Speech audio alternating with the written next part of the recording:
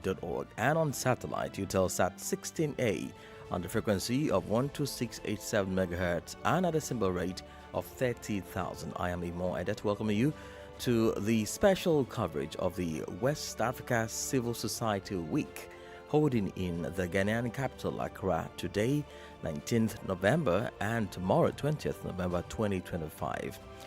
We are disrupting our normal programming to bring you this event, which is brought to you by West Africa Civil Society Institute, WACSI, and in partnership with West Africa Democracy Radio and other partners. Before we join the live event, which will be starting in a short while in Accra, let me bring you some backgrounds of this event and why it is happening at this time. Well, the West Africa Civil Society Week is an annual convening that examines the state of civic space within the region and charts practical pathways for greater civil society effectiveness and democratic resilience. Well, building on the maiden edition, which took place in Lagos 2023, highlighted the deterioration of civic space and set out capacity strengthening and intervention priorities, and the second edition, which we also joined in Abuja 2024, it interrogated the double-edged role of technology and the role of civil society in West Africa. The third edition, happening in Accra today and tomorrow, returns at a moment of critical regional inflection as the civic space conditions exhibit fragility. Now, the civic space challenges and stresses are not only compounded by worsening socioeconomic and security conditions, but also considerable geopolitical rift following the formal exit of Burkina Faso, Mali and Niger from ECOWAS on the 29th of January 2025. Well, apart from those centrifugal tendencies forcing a rethink of regional norms and cooperation, even as ECOWAS pledges to keep the door open, they are prompting the need to reimagine the role of civil society in the region.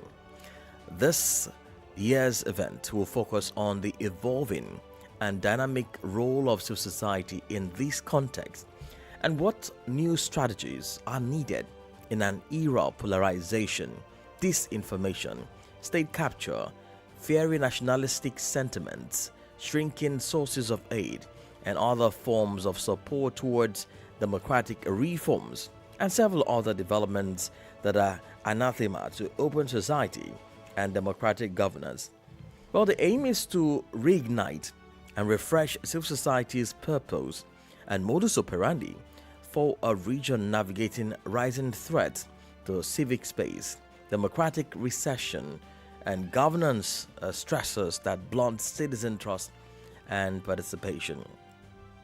Now, West Africa entered 2025 amid overlapping shocks to democratic norms, regional cooperation and integration, and declining civic freedoms.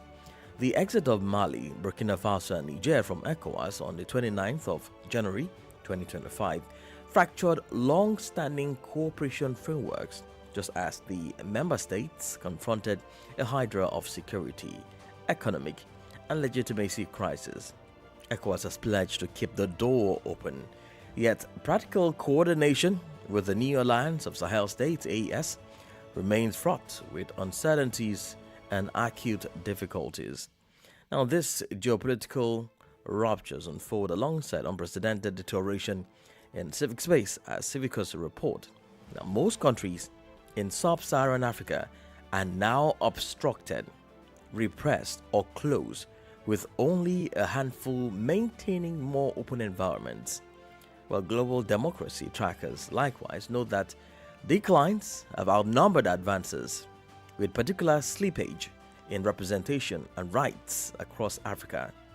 The rights of women and girls have come under renewed strain across West Africa as democratic backsliding, insecurity, and shrinking civic space converge to roll back gains in gender equality, access to justice, and protection from gender-based violence. Together, these growing gaps heighten the existing pressure on the civic space environment and complicate the operations of virtually all the actors within that space.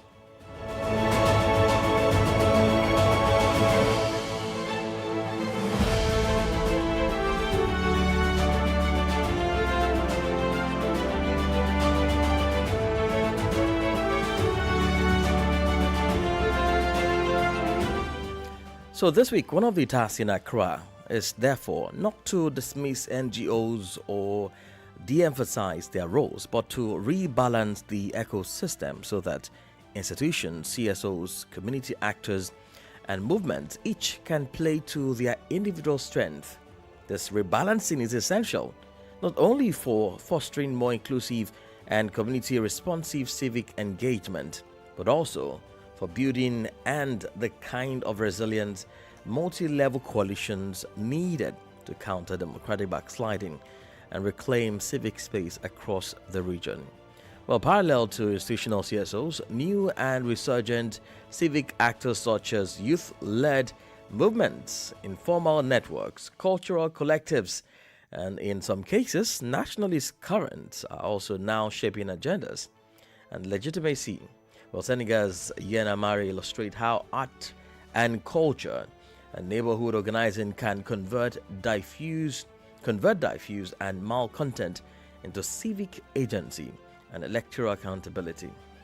Well, elsewhere, we have witnessed movements' lasting imprint on political participation and discourse.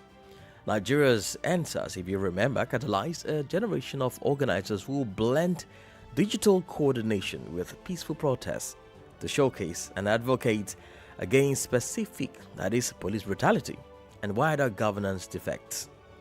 Let's take it to Togo also, where youth-led digital activism has become a powerful force in the push for democratic renewal and transparent governance, with social media serving as both a mobilization tool and a public arena for civic critique.